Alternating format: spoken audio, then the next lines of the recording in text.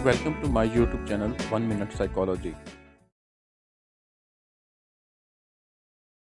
बात करेंगे एक ऐसे बंदे की जो आपके जज्बात, आपके ख़यालात और आपकी सोचों के साथ मजाक करता है और आपके ख़यालात को गलत साबित करने के लिए हर तरह का हरबा इस्तेमाल करता है। ये वीडियो बेसिकली आप लोगों की इन्फॉर्मेशन और मफाद आमा के लिए बनाई जा रही है ताकि ऐसे लोगों से आप बच सकें। अगर ये वीडियो आपको पसंद आती है तो प्लीज़ आप हमारे चैनल को लाइक भी करें, सब्सक्राइब भी करें और दूसरे लोगों के साथ शेयर भी करें ताकि ज़्यादा से ज़्यादा लोग इस चीज़ से अवेयर हो सकें और अपनी ज़िंदगी में ऐसे लोगों से बच सकें। अब साइकोलॉजी की ज़बान में हम इसको बोलते हैं गैस लाइटिंग। गैस लाइटिंग हेरा फेरी की एक शक्ल है जो अक्सर बदसलूकी वाले ताल्लुकात में होती है। ये जज्बाती ज़्यादती की एक ढकी छुपी किस्म है जिसमें बदमाश या बदसलूकी करने वाला अगले बंदे को गुमराह करता है, एक गलत बयानिया बनाता है और इनसे इनके फ़ैसलों और हकीकत पर सवालिया निशान लगाता है। हैरान कौन तौर पर तो ये बात है कि ये लोग अगले बंदे को इस हद तक कन्विंस कर लेते हैं कि वो बंदा ये सोचने पर मजबूर हो जाता है कि आया वो वाकई ही गलत सोच रहा है।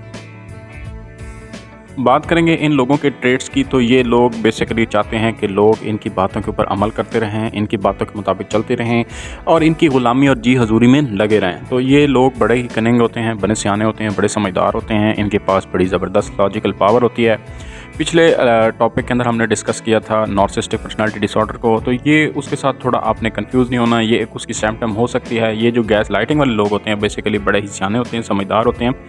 और ज़्यादातर इन्होंने आपके साथ मुखलसी का या आपके साथ दोस्ती का या आपके साथ बड़ा एक इमोशनल रिलेशन बनाया होता है। ये आपका बॉयफ्रेंड हो सकता है, आपका हस्बैंड हो सकता है, आपकी वाइफ हो सकती है, आपकी बहन हो सकती है, आपका भाई हो सकता है, आपके घर में मौजूद कोई भी फैमिली मेम्बर हो सकता है। तो इस बंदे की बेसिक जो पार्टिकुलर माइंड होता है, जो थिंकिंग होती है वो ये होती है कि ये दूसरों को ड्राइव करना चाह रहा होता है। ये चाहता है कि जो ये सोच रहा है, जो ये कर रहा है वो ज़्यादा बेहतर और ज़्यादा अच्छा है, उसको ही फॉलो किया जाना चाहिए। तो ये लोग फिर लोगों के साथ जो हैं, उनके जहनों के साथ, उनकी सोचों के साथ, उनके ख़यालात के साथ खिलवाड़ करते हैं और अपनी सोचों को उनके ऊपर मुसल्लत करने की कोशिश करते हैं और इसके लिए इनके पास बड़े एक बेहतरीन और बड़े ही जानदार किस्म के हरबे होते हैं। इसकी मिसाल कुछ इस तरह से हो सकती है कि घर में मौजूद एक आपका ऐसा फैमिली मेम्बर, एक ऐसा अजीज़ या आपका कोई ऐसा दोस्त या आपका करीबी जो आपको अपने हाथ में रखना चाहता है और वो चाहता है कि यार ये बंदा मेरे हाथ से ना निकले और जो मैं कहता रहूँ, जो मैं करता रहूँ, जो मैं सोचता रहूँ, जिस तरह से मैं चाहूँ ये बंदा उस तरह से चले। तो ये कभी भी आपकी सोचों को आज़ाद नहीं होने देंगे। ये आपको हमेशा एक साइकोलॉजिकल सप्रेस करके रखेंगे, महकूम बना कर रखेंगे, आपको अपना ज़हनी ग़ुलाम बना कर रखेंगे। तो इसकी एक मिसाल मैं आपको देना चाहूँगा कि घर के अंदर अगर आपकी सिस्टर है और वो आप उससे छोटे हैं तो वो हमेशा एक साइकोलॉजिकल फिनोमेना होता है कि वो चाहेगी कि ये जो मेरा छोटा भाई है, जो मेरी सारा दिन जी हुजूरी करता है, तो ये हमेशा मेरे साथ इसी तरह ही रहे। तो वो क्या करेगी, वो आपको हमेशा साइकोलॉजिकली आपको इस तरह से कन्विंस करके रखेगी, इस तरह से बातें करेंगी आपके साथ और इस तरह से आपको हमेशा मोटिवेट करती रहेगी कि आप उसके हमेशा डिपेंडेंट रहोगे, आप अपनी ज़िंदगी का कोई फ़ैसला नहीं ले सकोगे, आप हर बात उसके साथ शेयर करोगे।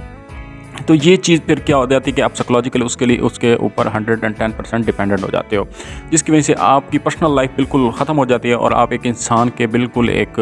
एज ए कठपुतली बनकर रह जाते हो।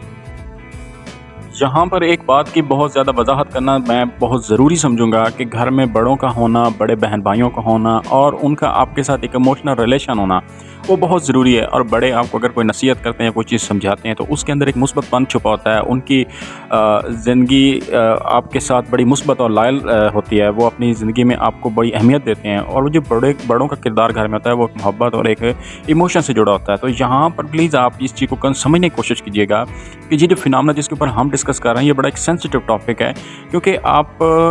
अपने उन रिलेशन को भी कहीं गलत ना समझ बैठें कि जो आपके साथ वाक़ईतन लॉयल हैं। ये बेसिकली जो गैस लाइटिंग का फिनोमेना है या जिस बंदे के मतलब हम बात करें, ये बड़ा ही तखरीबकार बंदा होता है, शरारत पसंद बंदा होता है बेसिकली।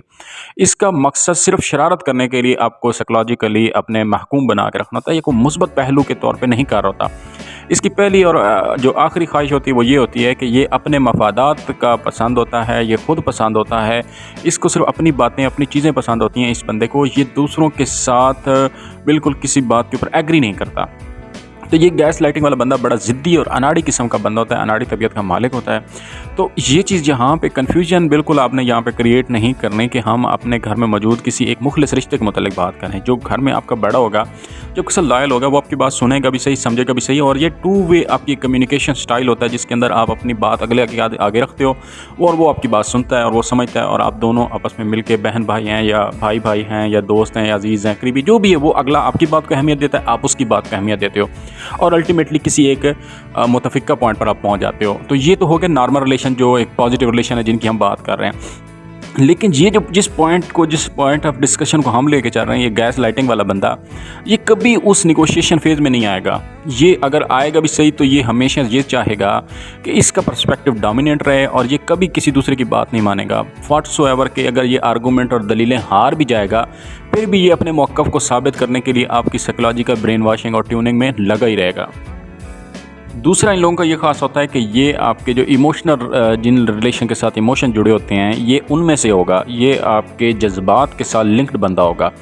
ये आपकी वाइफ हो सकती है, ये आपका हस्बैंड हो सकता है, ये आपका कोई करीबी अजीज़ हो सकता है, कोई रिश्तेदार हो सकता है, कोई फैमिली मेम्बर में से कोई आपका दोस्त हो सकता है, कोई चाहने वाला, कोई करीबी हो सकता है, जिसके साथ आपकी एक इमोशनल बॉन्डिंग होगी। और इस बंदे की आपके साथ इमोशनल बॉन्डिंग जो होगी, इस बंदे के माइंड के अंदर ये होगा कि ये बंदा मेरा आला कार बन के रहे, मेरा हथियार बन के रहे। तो इसकी एक आम मिसाल हम अपनी ज़िंदगियों में अंदर भी देखते हैं कि अगर कोई वाइफ है तो वो ये चाहती है कि अगर उसके अंदर ये वाला पर्सपेक्टिव आ जाता है तो वो ये चाहेगी कि इसका शौहर जो है वो सिर्फ़ इसकी बात माने, अपने माँ बाप बहन भाइयों को बिल्कुल कतई तौर पर छोड़ दे और अलग हो जाए।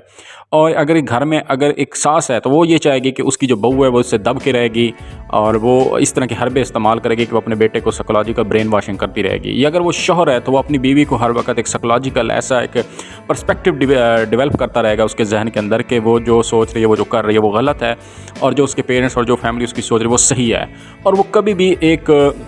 पॉइंट पर नहीं आएंगे कि जिसकी वजह से उनका बाहमी किसी बात के इत्तफाक होगा, बल्कि वो हमेशा डोमिनेट करने की कोशिश करेगा। ये इस तरह के बंदों का बुनियादी पहली जो निशानी होती है कि ये हमेशा आपके साथ आर्गूमेंट में डोमिनेट करने की कोशिश करेंगे। कभी आपके साथ इत्तफाक या रजामंदी वाली साइड पर नहीं आएंगे, बल्कि आपको मनवाने की कोशिश में लगे रहेंगे और आपका जो मौक़िफ़ होगा, जो आपकी बात होगी, उसको बिल्कुल कतई नज़र रख कर वो आपसे बात करेंगे।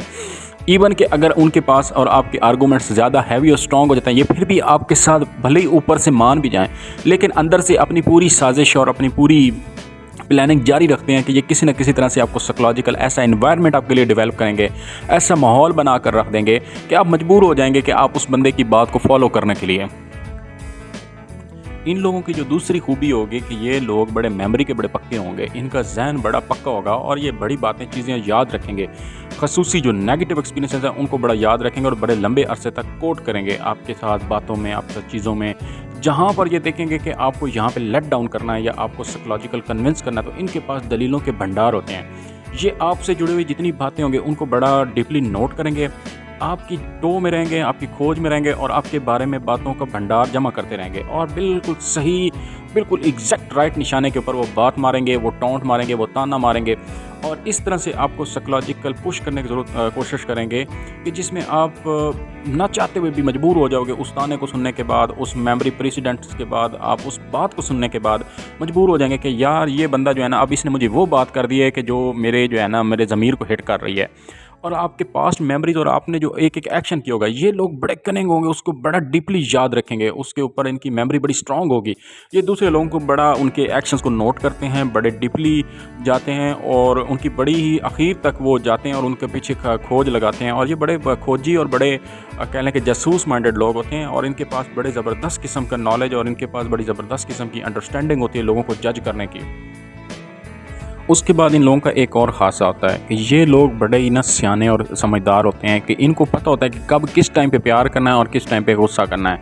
और ये उसी हिसाब से ही आपके साथ बात करेंगे। जब ये देखेंगे कि अब ये बात बहुत ज़्यादा प्रेशर देने वाली है और एम्फसाइज़ करके ज़बरदस्ती मनवाने वाली है, तो ये लोग फिर क्या करेंगे, इमोशनल तरीक़ेकार इख्तियार करेंगे, इमोशनल दहशतगर्दी इस्तेमाल करेंगे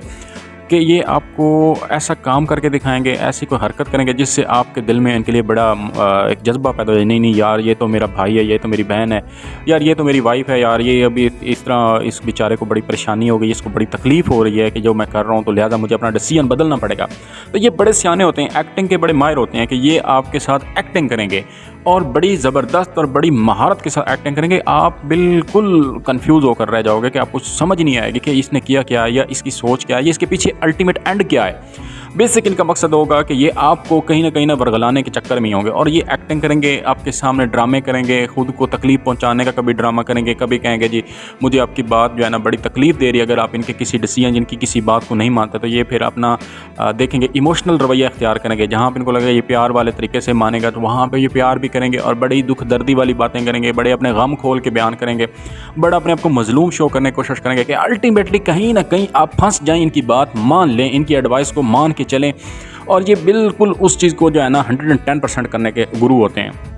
तो ये चीज़ बड़ी ख़तरनाक होती है। इसको समझने के लिए आपको बड़ी एक चीज़, दो चीज़ों में बड़ा फ़र्क करना ज़रूरी होगा। जो आपका सही और अच्छा और पॉजिटिव रिलेशन होगा, वो आपके साथ क्या होगा कि मुखलिस होगा, और उसकी सबसे बड़ी निशानी ये होगी कि जब आप उसके साथ कोई बात करेंगे, उसके सामने जब आप कोई अपोनेंट ओपिनियन ला के रखेंगे, तो वो आपकी बात को ज़ाया या रद्द नहीं करेगा, बल्कि आपकी बात को सुन के उसके ऊपर कोई ना कोई और रास्ता निकालने की कोशिश करेगा, जिसे कहते हैं बीच का रास्ता निकालने वाला काम करेगा। वो महज ये नहीं करेगा कि सिर्फ अपनी ही बात थोपने के लिए आपके ऊपर, अपनी ही बात ठोंकने के लिए आपके ऊपर जो है ना वो साइकोलॉजिकल ड्रामे करेगा, इमोशनल तरीक़ाकार इख्तियार करेगा, आपके साथ हर तरह के प्लॉयज़ यूज़ करेगा, हर तरह की चालबाजी यूज़ नहीं करेगा। मुखलिस रिश्ते की सबसे बड़ी पहचान यही होती है कि वो आपकी बात को समझेगा, सुनेगा। अगर आप कहीं गलत हैं तो आपके साथ लॉयल होकर आपके सामने चीज़ों के बड़ी वजाहत के साथ बयान करके लेके चलेगा, बड़ी एक अच्छे हुस्न अखलाक के साथ। लेकिन ये जो लोग हैं गैस लाइटिंग वाले, ये लोग ख़तरनाक इसमें से हो जाते हैं कि ये मानते नहीं हैं। अगर ये कहीं ऊपर से मान भी जाए तो अंदर दिल में ये जो है ना खोट रखते हैं, दिल के अंदर ये बात जो है ना बिठाए रखते हैं अल्टीमेटली कि कहीं ना कहीं इनको पॉइंट मिले, और जहाँ वहाँ पे जाके ये अपना जो है ना बिल्कुल सटीक चोट लगाते हैं और फिर अपना काम ले लेते हैं। इन लोगों की डिस्क्रिप्शन तो हमने बयान कर दी। अब क्वेश्चन ये पैदा होता है कि आप भी ये कैसे बचें इन लोगों से, क्योंकि ये लोग आपके इमोशनली बहुत आपके करीब होते हैं, आपके अजीज़ होते हैं, आपको प्यारे भी होते हैं, कहीं ना कहीं इनका दिल में आपके लिए मकाम भी होता है। तो अब इन लोगों से बचना कैसे है, ये बड़ा एक इंपॉर्टेंट क्वेश्चन हो जाता है। तो सबसे पहले जो बात है, अगर आपने इन लोगों से बचना है तो आप अपने जो जहन है ना उसको खोल के रखें।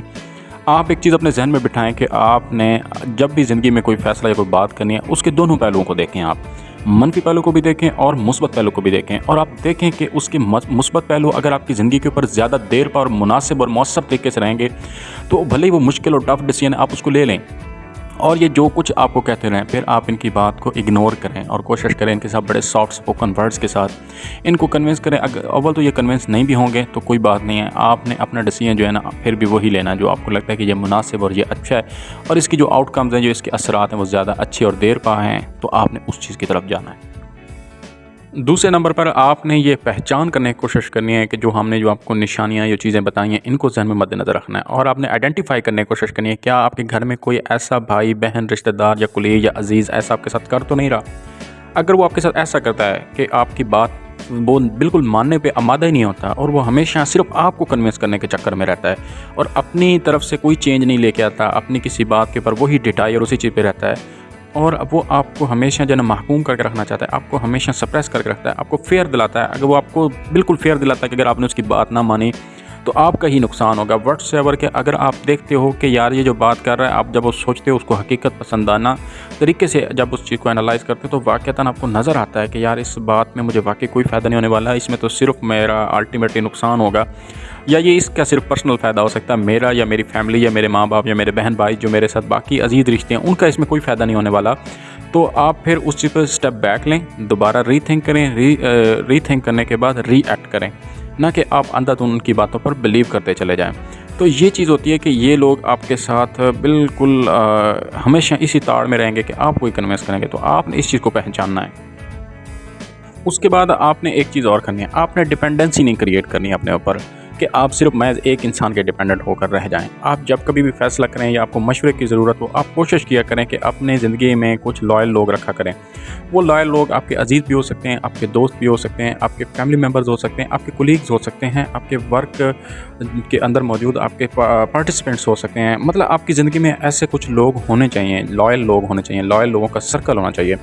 कि आप महज सिर्फ एक इंसान के डिपेंडेंट होकर मत रह जाएं, बल्कि उस लॉयल लोगों से भी आप बिल्कुल बात करें, उनके साथ भी शेयर करें, और कोशिश करें कि लोगों को पहचानने की कोशिश करें, उनकी साइकोलॉजिकल जो